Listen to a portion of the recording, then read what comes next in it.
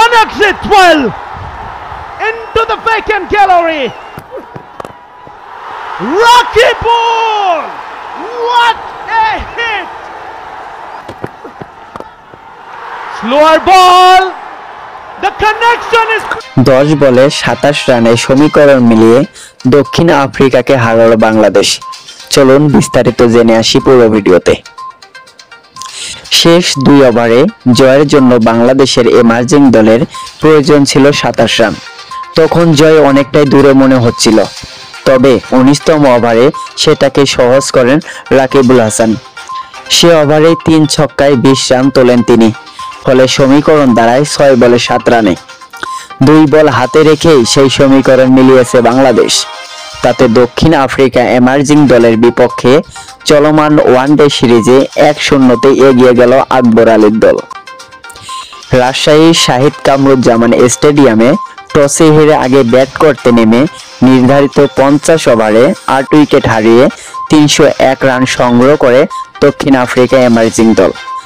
জবাবে খেলতে নেমে 48 ওভার 4 বলে 7 উইকেট হারিয়ে জয়ের বন্দরে পৌঁছে যায় বাংলাদেশ এমার্জিং দল।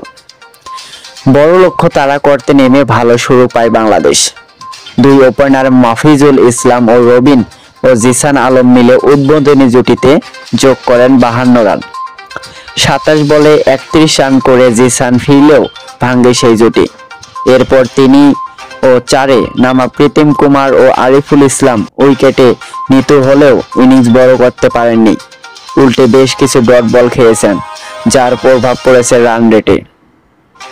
মিডল অর্ডারে ব্যর্থ ছিলেন আহরার আমিন, মাহফুজুর রহমান ও রাব্বিরাও। এ দুজনে কেউ 2 অঙ্কের ঘর ছুঁতে পারেনি।